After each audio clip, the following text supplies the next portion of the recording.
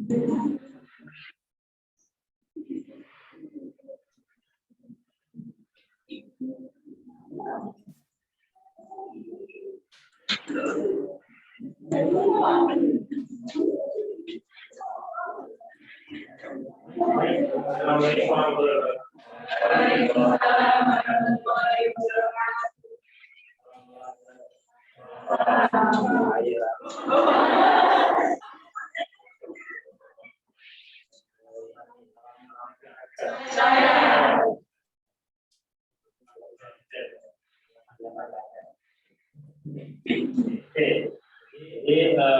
hari ini kita bicara tentang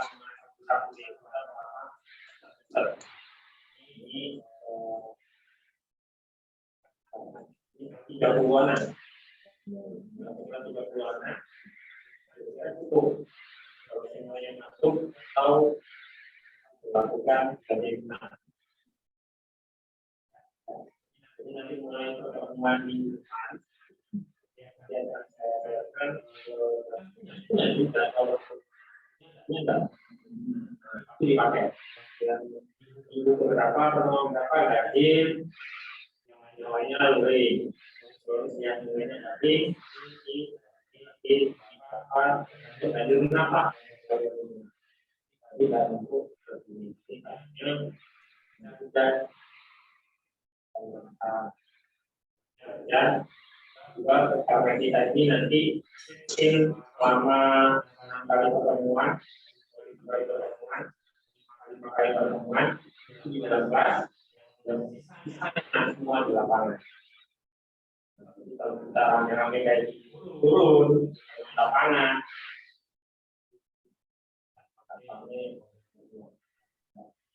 di yang ada dari benar ya semuanya berjalan benar. Oke, untuk hari ini nggak apa-apa, kita semua gabung, ada yang nggak hadir, kita bagikan di itu. Baik. Untuk pembelajaran jasmani dan pembelajaran jasmani olahraga dan kesehatan itu dengan saya sendiri, saya. Jadi nanti ada 2 mata kuliah yang saya, satu olahraga, satu pengetahuan. Kita pengetahuan dalam nah di itu pramuka. Kenapa ada kepaduan di ini? Karena nanti ketika bersekolah nanti akan menggunakan SD manapun yang realisasi biasanya dihandle oleh kelasnya masing-masing dan banyak pembahasan dalam bahwa alumni itu tidak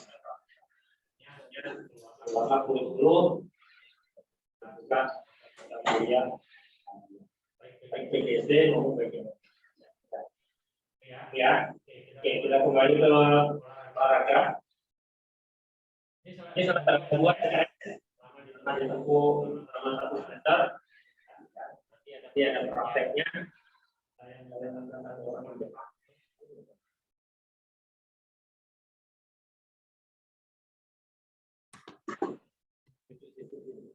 Tidak apa-apa, saya yang dulu.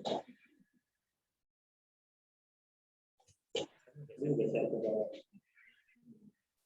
pakai.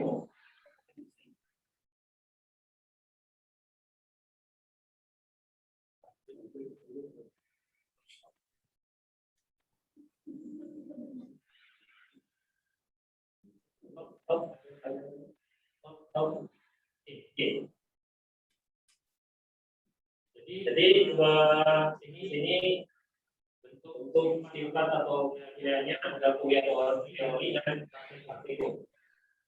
Jadi kita pertama nanti pertemuan kedua kita mulai teori. Hanya saja hanya gambaran mengenai dari 15 kali pertemuan. Oke. Jadi Jadi untuk mata kuliah ini bertujuan agar mahasiswa memiliki pemahaman tentang teori konsep terkait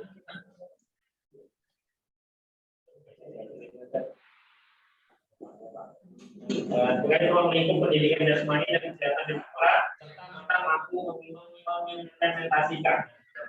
Di sini teman-teman dituntut untuk bisa mengimplementasikan sudah lulus. Walaupun nanti lulusnya biasanya mau lari ke sekolah lain, tapi biar akhir yang berbicara. Jadi teman-teman di semester ini pelajari bagaimana cara mengaplikasikan pendidikan pembelajaran olahraga ini ke lingkup anak sekolah dasar. Di anak SD itu kalau olahraganya harus materinya tentang apa. Jadi mulai dari anak usia ini itu sudah dikasih tentang olahraga. Saya kasih contoh sedikit untuk olahraga anak usia ini tentang tadi yang di awal adalah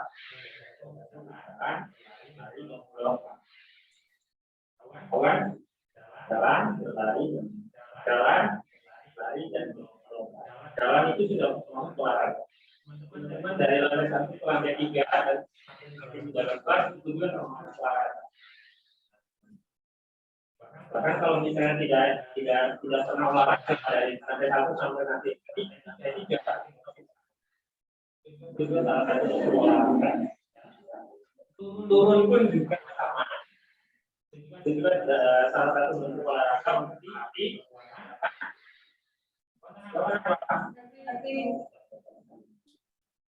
Ya. Oke. Jadi teman-teman harus bisa mengimplementasikan. Terus mata kuliah ini nanti dia akan membahas bagaimana teori-teori dan aplikasi dari pendidikan jasmani dan kesehatan dalam lingkup sekolah dasar. Teorinya itu apa? Nanti kita ada teori beberapa kalimat.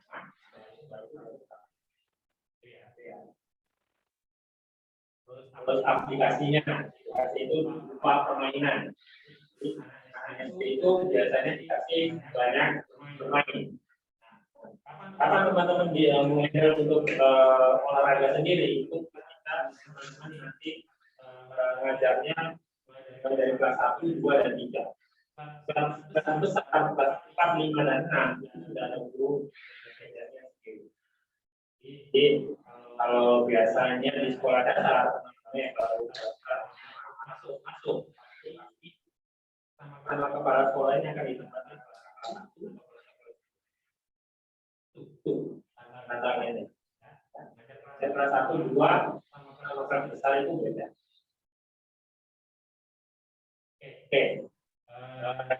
Pembelajaran dilakukan dengan menerapkan pendekatan seperti ini. Jadi proses ini adalah pembelajaran yang dilakukan secara berkelompok. Jadi mahasiswa dalam satu kelas dibagi menjadi kelompok kecil yang terdiri dari 2 sampai 5 untuk memahami konsep perkuliahan yang ini kan 3 ulangan. Dibagi sama benaknya, terus dibentuk kelompok. Kelompoknya boleh dari orang atau minimal 2 orang satu. Kalau satu kan 2 kelompok. Minimal 2 orang, maksimal 5 orang. Silakan teman-teman menentukan sendiri kelompoknya.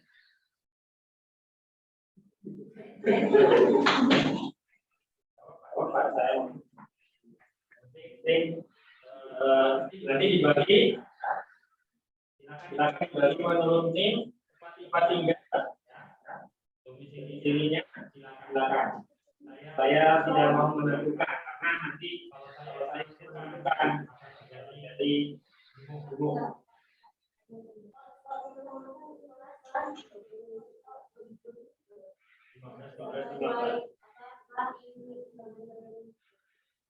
Karena nanti terkait pertemuan mulai dari pertemuan nanti ada praktek di mana praktek pertemuan 9 itu praktek kelompok dari kelompok 1 kan. Itu maju dulu.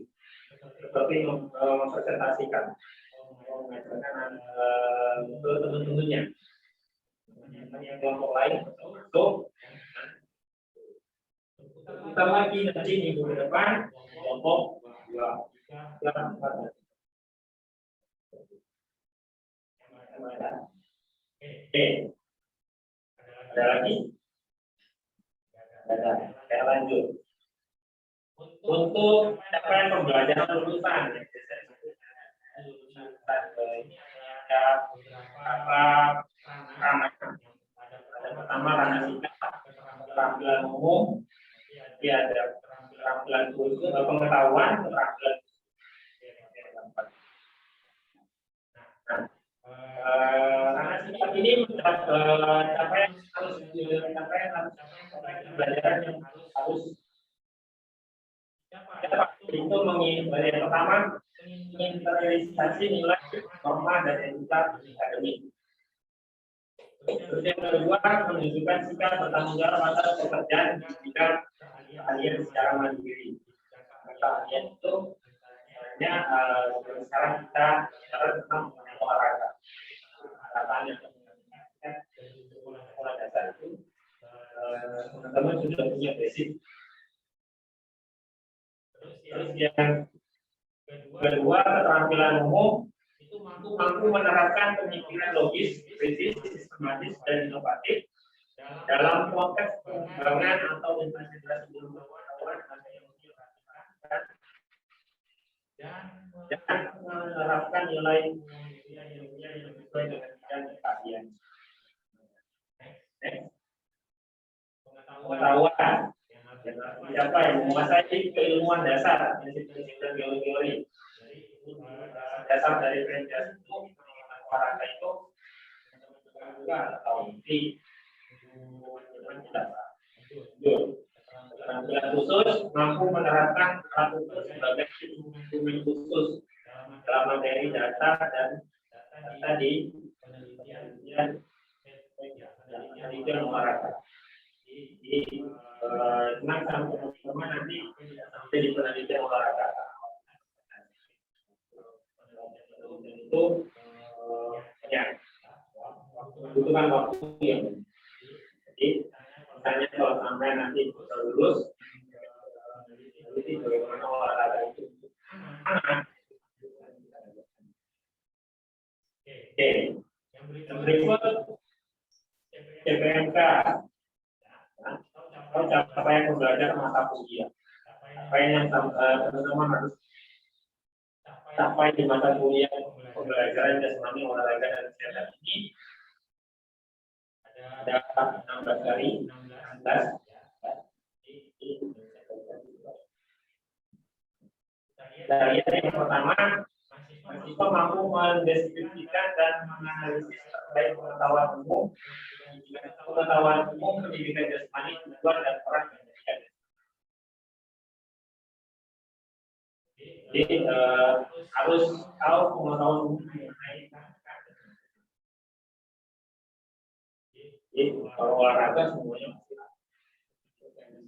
ini itu nanti ada tujuannya. Terus peran pendidikan jasmani yang dikhususkan untuk anak sekolah dasar itu seperti apa? Terus indikatornya menjelaskan pengertian pendidikan jasmani, menjelaskan dan menganalisis tujuan dan peran pendidikan jasmani di sekolah. Yang kedua, mahasiswa mampu menjelaskan dan menganalisis perkembangan pendidikan jasmani dan kesehatan secara umum. Jadi ini berkaitan misalnya hanya pernah ikut jadi terkait mengenai kesehatan. Jadi kami bisa menjelaskan, teman-teman bisa menjelaskan nanti kepada kita ini bahwa olahraga itu tujuannya apa? Sehat, untuk daya makan,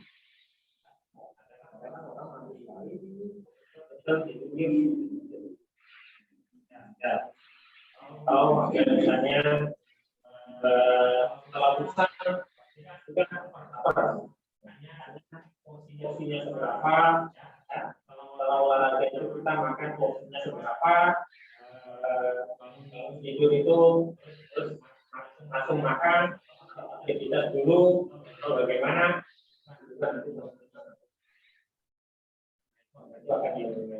belum pada itu kita bahas nanti.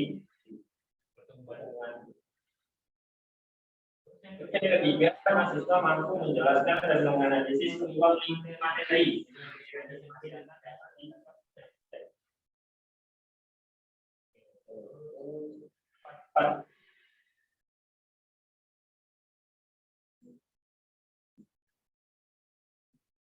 Ini mahasiswa mampu menjelaskan dan menganalisis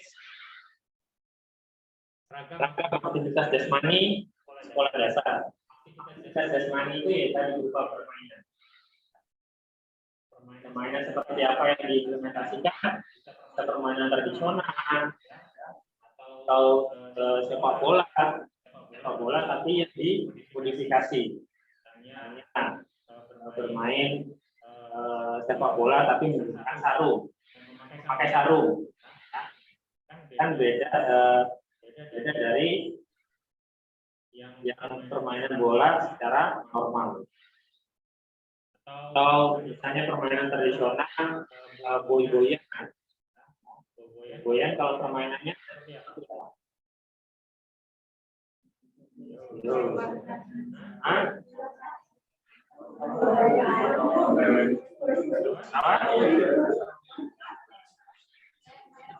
yang tidak bola di sasaran apa?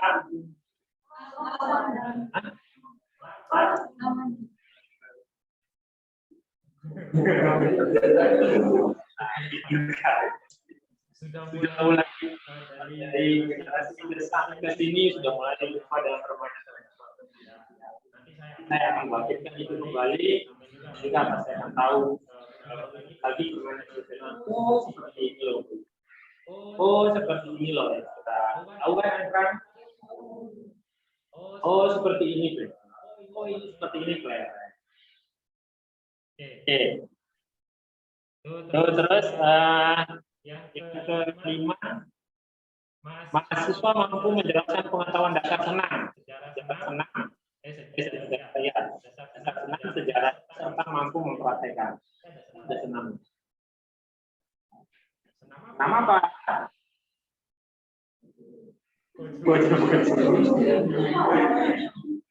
Ya, nama itu juga termasuk salah satu senam. Ya, banyak senam. Tapi kita kembali lagi yang kita ajarkan itu tingkatannya apa? Biar implementasinya pada anak-anak itu banyak senam. Nanti kita juga ada senam. Itu pertemuan 6 atau 7.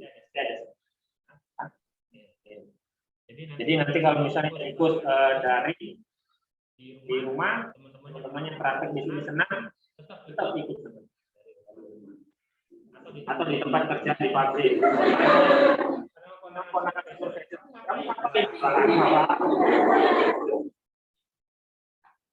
Oke, ya. Nah, mampu menjelaskan dan menganalisis unsur-unsur permainan. Unsur-unsur permainan itu apa? Jenis-jenis permainan itu apa? Terus yang ketujuh, mahasiswa mampu menjelaskan dan menganalisis gerak lokomotor, non lokomotor dan manipulatif. Pernah mendengar ini? Nah, apa itu lokomotor?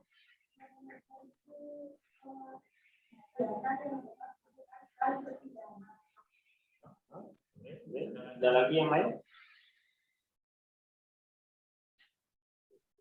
Ada yang lain? Non lokomotor. Manipulatif? Kurang. Jadi gerakan non lokomotor itu adalah singkatnya gerakan yang berpindah Tapi kalau misalnya saya kasih contoh, saya gerak seperti ini, terus gerakan.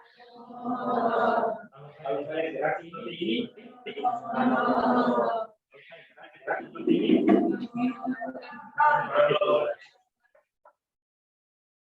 Sudah bisa membedakan dari SD kelas 1 ke Oke. Makanya di sini saya ambil sebagai materi sehingga nanti teman-teman bisa mengaplikasikan kepada SD materi kelas. Oke. Yang kedelapan, siswa mampu menganalisis dan mendesain pembelajaran gerak melalui permainan tradisional. Jadi mendesain itu lebih ke modifikasi. Terus saya kasih gambaran lagi. Permainan tradisional yang sandal, ditata, dilempar, itu apa namanya?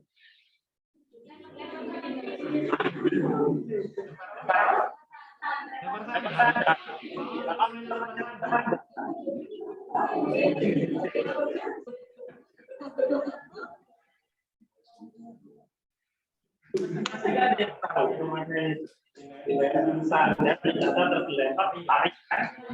Terus orangnya yang kejar. Itu apa?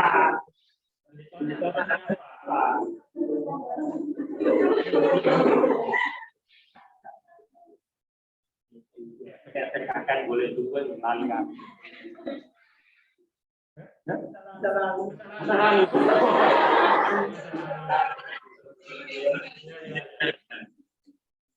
Oke, jadi itu permainan namanya itulah boy-boy. Ya, bola. Kalau nggak ada bola, tempat digulung-gulung, tempat. Itu boy-boy. Itu bisa dimodifikasi. Jadi ini boy-boy yang dikenal orang permainan tradisional dengan boy-boy itu kan menata sandal kan? Ya. Nah itu bisa diganti atau kita modifikasi menggunakan kaleng susu. Kaleng susu itu kita beri nomor. Misalnya 1 sampai 50. Lempar tes, nah semuanya. Jadi ditata dari bawah mulai dari 1 sampai 50. Bayangkan berapa jam dia main.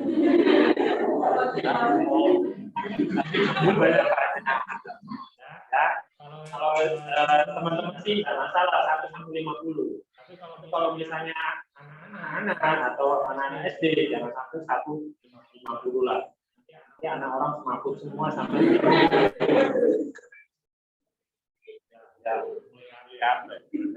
Oke, itu ya. Jadi banyak. Benar. Nanti kita akan bertemu. Pasti nanti akan ada tentang modifikasi atau mendesain permainan. Mulai mendesain pembelajaran geraknya. Oke. Terus yang ke-9, mahasiswa menjelaskan dan menganalisis pengetahuan tentang kesehatan sekolah. Kesehatan sekolah itu seperti apa? Yang ada di sekolah. Nah, di sini kita berbicara mengenai pembelajaran, jasmani, olahraga, dan kesehatan. Jadi teman-teman juga bisa melihat KS itu tujuannya ketika KS itu apa. Nanti kita lihat. Oke, baik. Yang di bawah tidak ada yang berkebutuhan khusus nanti ini.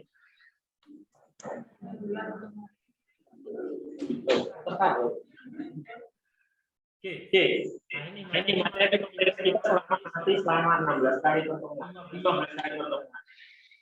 Dua pertemuan 8 tes, pertemuan 16 UAS. Oke. Ini materinya. Materinya saya ambil dari capaian pembelajaran yang di atas tadi. Jadi nanti pokok bahasan kita bahas mengenai minggu depan. Nanti kita akan bahas pengertian pendidikan jasmani, tujuan dan peran pendidikan jasmani. Dan pertemuan ketiga dan seterusnya sampai di bawah nanti ada sejarah pendidikan jasmani, landasan hukumnya, terus pengembangan pendidikan jasmani di era 4.0, terus ada ruang lingkup materi, pengertian KI dan KD, KD dan KI, dan indikator pembelajaran PJOK. Kenapa ada ini? Karena nanti teman-teman juga akan dituntut untuk membuat LPP-nya yang menyesuaikan KI dan KD-nya untuk anak sekolah dasar. Ya, jangan sampai nanti di sekolah kepala sekolahnya Bu, sama tolong buatkan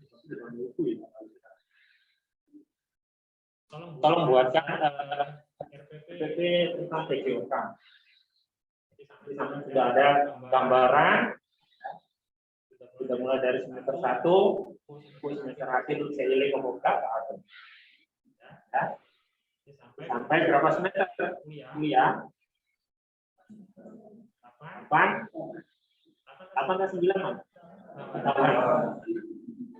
Kalau 9 berarti sudah melebihi 9, 10, 11, 12, 13, 14, 15.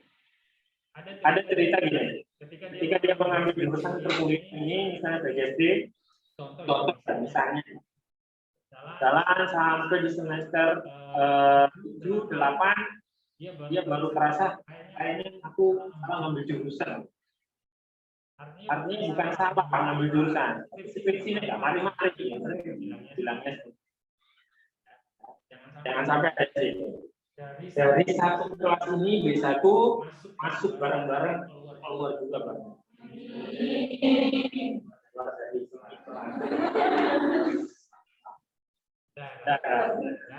Jadi harus kompak, ya. Masuknya bareng-bareng, keluar juga bareng-bareng, lulusnya sudah kita bareng-bareng. Enggak, ya. Apalagi kalau kita satu kelas, kita ada 10, kita selalu saling support, kerjasama. Bukan berarti ITS kerjasama, dan ITS kerjasama. Kalau temannya misalnya, sudah selesai, yang apa ini, semuanya lulus bareng, masuk bareng, masuk kuliah bareng, lulus wisuda juga. Semangat. Terus mahasiswa mampu mendapatkan dan menganalisis seragam aktivitas jasmani di sekolah dasar. Ada yang jasmani tadi, jenis seperti ini. Terus nanti ada tadi pengetahuan dasar senam, caranya jadi sejarah senam itu seperti apa? Itu banyak. Jadi jenis senam itu juga apa? Nah, itu praktek. Jadi kalau praktikumnya senam, jauh-jauh lantai ya. Jadi senam lantai itu juga salah satu dari jenis senam.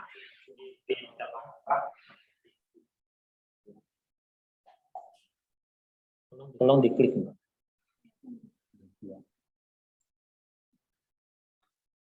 Oke. Ya. Terus ke bawah lagi. Terus. Nah, ini yang terakhir tadi mengenai tujuan dan fungsinya seperti apa kita bahas. Tadi sudah. Oke, stop. Tugas nanti ada tiga di sini. Ada membuat tugas individu, tugas kelompok, ya, berdasarkan hasil diskusi, praktikum. Prakteknya nanti berkelompok, tapi saya menilainya pribadi. Individu. Terus penilaian di sini ada tes tulis, tes praktek. Biasanya ujian akhir semester itu saya ngambil prakteknya akhir semester itu praktek, jadi nggak tulis. Berhubung sekarang ini tes dan UAS-nya daring, berarti nanti akan tes tulis. Tapi materi yang saya ambil mulai dari pertemuan 9 sampai 15, baik teman-teman yang kan 9 sampai 15 itu sudah praktek. Nah, soal yang saya ambil itu putaran dari teman-teman praktekan. Di kelompok ini praktek harus diikuti. Atau misalnya di Zoom, teman-teman di rumah Zoom ikut lihat prakteknya apa hari ini, tetap wajib diikuti. Nah, kalau tidak ikut, nanti kalau visual itu sampai tidak tahu. Itu ya. Terus penilaian produk.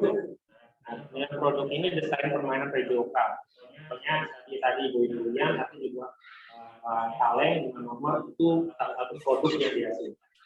Itu ya. Bawa lagi. Menilai kinerja ini menilai presentasi dalam diskusi kelas, presentasi dalam perkuliahan, ada presentasi berkelompok, tapi lebih banyak mungkin untuk materi dari saya saja di praktek nanti dalam. Penilaian sikap untuk menilai sikap dan perilaku selama mengikuti kuliah taat terhadap aturan. Ya, aturannya misalnya masuk sekian dan lagi kenalan sama jalan. Terus instrumennya kita solution ini kalau sudah lembar turun lagi mbak bagi intinya antara 3 sama 4 kita gini aja dulu. Komponen dan proporsi penilaian tugas 1 25%, partisipasi 12,5%, tes 25, UAS 25, kehadiran 12. Kuliah 70% kehadiran dan 30% praktek. Lebih banyak ke walaupun pulang dari kerja capek atau apa, sampai di sini tidur pun saya mati ya, karena saking capek. Itu sudah menjadi komitmen teman-teman bahwa kuliah sambil harus dua-duanya jalan, harus balance. Jangan sampai salah satu yang lebih diutamakan, satunya dikorbankan. Korbankan itu sakit.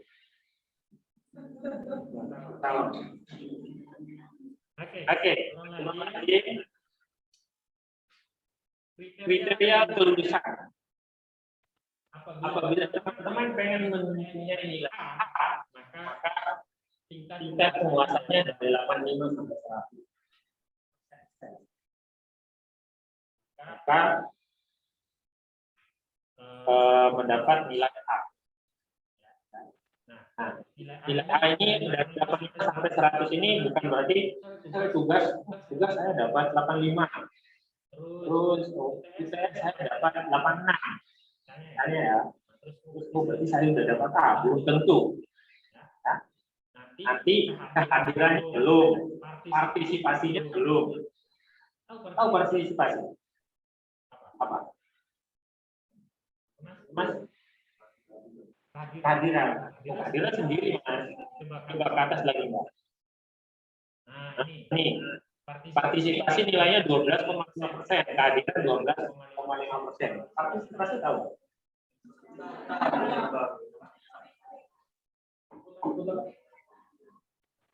Ikut sertaan atau aktif dalam ruang kelas, baik di dalam kelas maupun di luar kelas. Misalnya praktek atau tidak. Aktifnya seperti apa? Bukan itu berlari-lari dan sebagainya. Misalnya ada pertanyaan, misalnya setelah saya menjelaskan, saya ada pertanyaan, saya jawab. Jadi lebih aktif lah dalam kelas. Itu masuk ke dalam nilai Pak. Itu ya. Gampang kan di sini punya gambaran? Oke, ke bawah lagi, Mbak. Masih dinilai kelulusan. Oke. Minimal lulus penguasaan dari 55 sampai 59. Jadi nilai akhir 59 berarti dia akan mendapat nilai C. C itu sudah lulus. Tapi apakah puas dengan C? Tidak. Apalagi B. Kurang ini. Jadi untuk masih Mbak ya.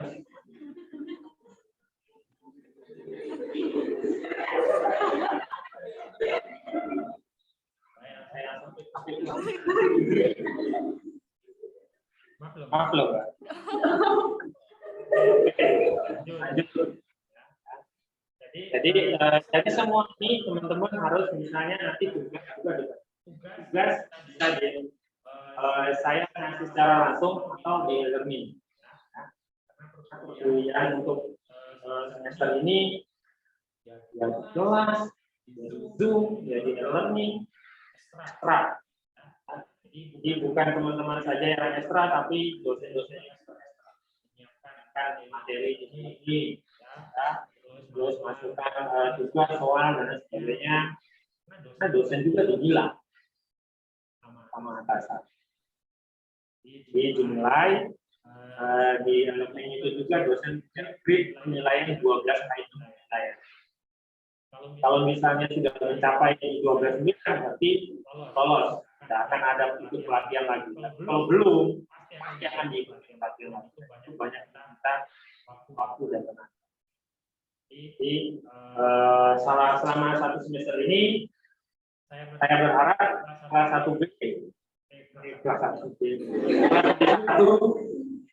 mohon kerjasamanya dari awal sampai akhir.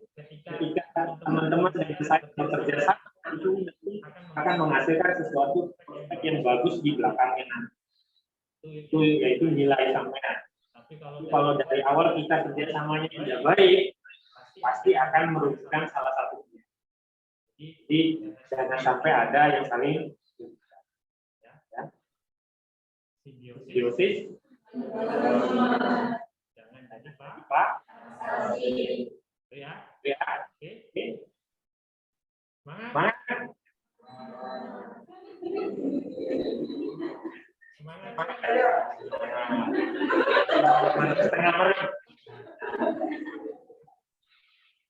Oke, lanjut ke tata tertib, Mbak. Untuk yang lulusan tadi ada pertanyaan. Ada? Saya lanjut. Untuk peraturan tata tertib, mahasiswa hadir dalam perkuliahan tatap muka minimal 70% dari jumlah pertemuan ya. 70%. Itu harus hadir. Hari ini hadir, besok tidak, besoknya lagi hadir, besoknya lagi tidak hadir. Ya, itu akan merugikan diri sendiri dan pada saat akhir untuk penilaian. Terus ini tata tertib ini berlaku untuk yang luring ya. Jadi toleransi keterlambatan adalah 15 menit. Jika melewati batas waktu toleransi, maka mahasiswa dapat mengikuti bulan tetapi tidak dicatat sebagai tadi.